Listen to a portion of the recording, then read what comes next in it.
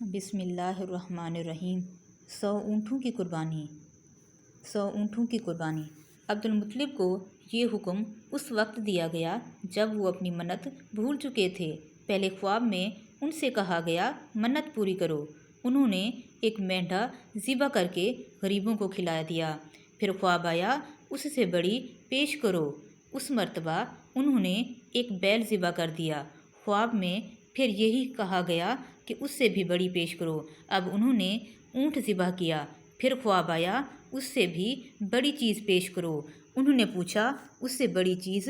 تب کہا گیا اپنے بیٹوں میں سے کسی کو ذبح کرو جیسا کہ تم نے منت مانی تھی۔ اب انہیں اپنی منت یاد آئی۔ اپنے بیٹوں کو جمع کیا، ان سے منت کا ذکر کیا۔ سب کے سر جھک گئے، کون خود کو ذبح کرواتا۔ آخر عبداللہ بولے ابا جان آپ مجھے ذبح کر دیں۔ یہ سب سے چھوٹے تھے، سب سے خوبصورت تھے، سب سے زیادہ محبت بھی عبد المطلب کو انہی سے تھی، لہٰذا انہوں نے قرعہ اندازی کرنے کا ارادہ کیا۔ تمام بیٹوں کے نام لکھ کر قرعہ ڈالا گیا۔ عبداللہ کا نام نکلا۔ اب انہوں نے چھری لی، عبداللہ کو بازو سے پکڑا اور انہیں ذبح کرنے کے لیے نیچے لٹا دیا۔ جوں ہی باپ نے بیٹے کو لٹایا، عباس سے ضبط نہ ہو سکا، فوراً آگے بڑھے اور بھائی کو کھینچ لیا۔ اس وقت یہ خود بھی چھوٹے تھے۔ ادھر باپ نے عبداللہ کو کھینچا، ادھر کھینچا تانی میں عبداللہ کے چہرے پر خراشیں بھی آئیں۔ ان خراشوں کے نشانات مرتے دم تک باقی رہے۔ اسی دوران بنو مخزوم کے لوگ آ گئے۔ انہوں نے کہا آپ اس طرح اپنے بیٹے کو ذبح نہ کریں، اس کی ماں کی زندگی خراب ہو جائے گی۔ اپنے رب کو راضی کرنے کے لیے بیٹے کا فدیہ دے دیں۔ اب یہ سوال تھا کہ فدیہ کیا دیا جائے۔ اس کی ترکیب بتائی گئی کہ کاغذ کے ایک کاغذ پر 10 اونٹ لکھے جائیں، دوسرے پر عبداللہ کا نام لکھا جائے۔ اگر 10 اونٹ والی پرچی نکلی تو 10 اونٹ قربان کر دیے جائیں، اگر عبداللہ والی پرچی نکلی تو 10 اونٹ کا اضافہ کر دیا جائے، پھر 20 اونٹ والی پرچی اور عبداللہ والی پرچی ڈالی جائے۔ اب اگر 20 اونٹ والی پرچی نکلے تو 20 اونٹ قربان کر دیے جائیں، ورنہ 10 اونٹ اور بڑھا دیے جائیں۔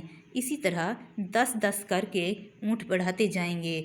عبد المطلب نے ایسا ہی کیا، 10-10 اونٹ بڑھاتے چلے گئے۔ ہر بار عبداللہ کا نام نکلتا چلا گیا، یہاں تک کہ اونٹوں کی تعداد 100 تک پہنچ گئی۔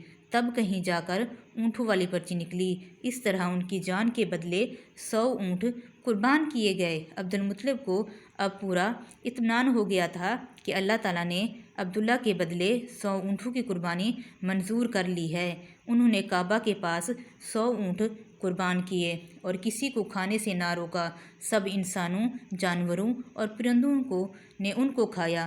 زہری کہتے ہیں کہ عبد المطلب پہلے آدمی تھے جنہوں نے آدمی کی جان کی قیمت 100 اونٹ دینے کا طریقہ شروع کیا۔ اس سے پہلے 10 اونٹ دیے جاتے تھے۔ اس کے بعد یہ طریقہ سارے عرب میں جاری ہو گیا۔ گویا قانون بن گیا کہ آدمی کا فدیہ 100 اونٹ ہیں۔ نبی اکرم صلی اللہ علیہ وآلہ وسلم کے سامنے جب یہ ذکر آیا تو آپ نے اس فدیے کی تصدیق فرمائی، یعنی فرمایا یہ درست ہے، اور اسی بنیاد پر نبی کریم صلی اللہ علیہ وسلم فرماتے ہیں میں 2 ذبیحوں یعنی حضرت اسماعیل علیہ السلام اور حضرت عبداللہ کی اولاد ہوں۔ حضرت عبداللہ قریش میں سب سے زیادہ حسین تھے۔ ان کا چہرہ روشن ستارہ کی مانند تھا۔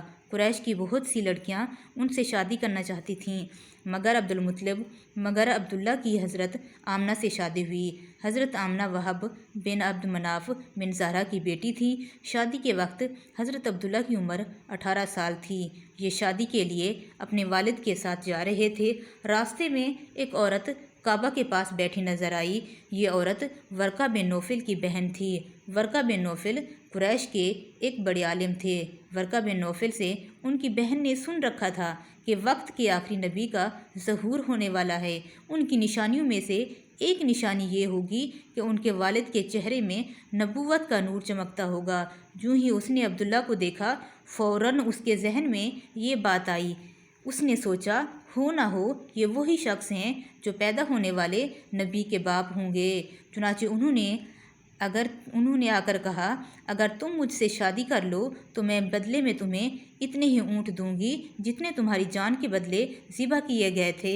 اس پر انہوں نے جواب دیا میں اپنے باپ کے ساتھ ہوں، ان کی مرضی کے خلاف کچھ نہیں کر سکتا، نہ ان سے الگ ہو سکتا ہوں، اور میرے والد ایک باعزت آدمی ہیں، اپنی قوم کے سردار ہیں۔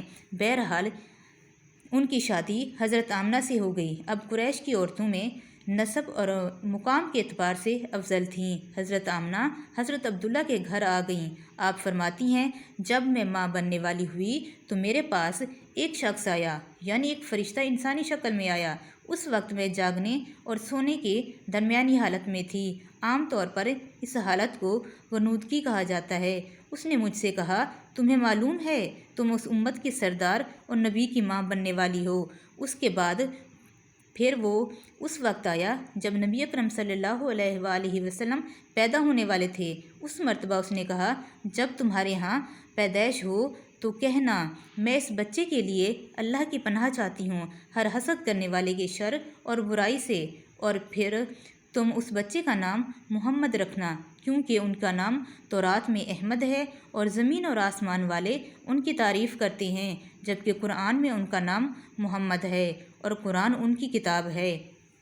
ایک روایت کے مطابق فرشتے نے ان سے یہ کہا تم اس وقت کی سردار کی ماں بننے والی ہو۔ اس بچے کی نشانی یہ ہوگی کہ اس کے ساتھ ایک نور زہر ہوگا جس سے ملک شام اور بصرہ کے محلات بھر جائیں گے۔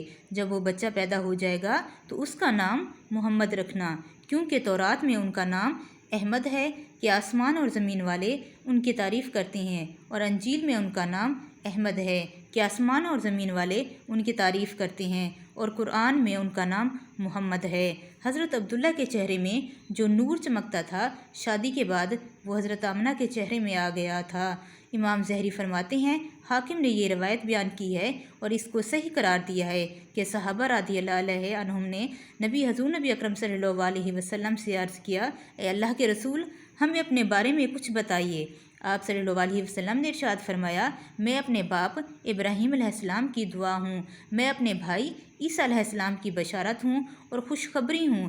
جب میں اپنی والدہ کے شکم میں آیا تو انہوں نے دیکھا گویا ان سے ایک نور ظاہر ہوا ہے جس سے ملک شام میں بصرہ کے محلات روشن ہو گئے۔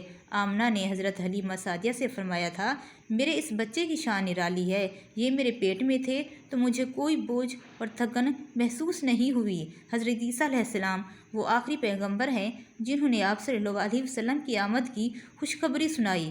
اس بشارت کا ذکر قرآن میں بھی ہے۔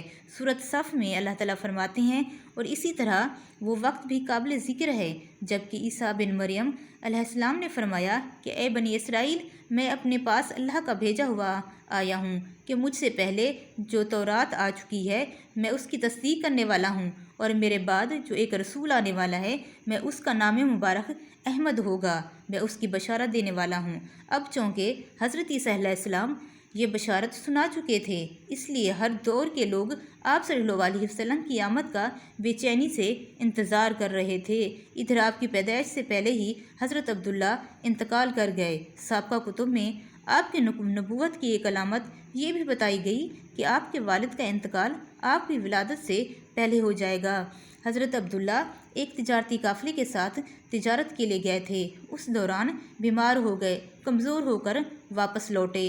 قافلہ مدینہ منورہ سے گزرا تو حضرت عبداللہ اپنے ننھیال یعنی بنو نجار کے یہاں ٹھہرے۔ ان کی والدہ بنو نجار سے تھی، ایک ماہ تک بیمار رہے اور انتقال کر گئے، انہیں یہیں دفن کر دیا گیا۔ تجارتی قافلہ جب حضرت عبداللہ کے بغیر مکہ مکرمہ پہنچا اور عبداللہ کو پتہ چلا کہ ان کے بیٹے عبداللہ بیمار ہو گئے ہیں اور مدینہ منورہ میں اپنے ننھیال میں ہیں تو انہیں لانے کے لیے عبد المطلب نے اپنے بیٹے زبیر کو بھیجا۔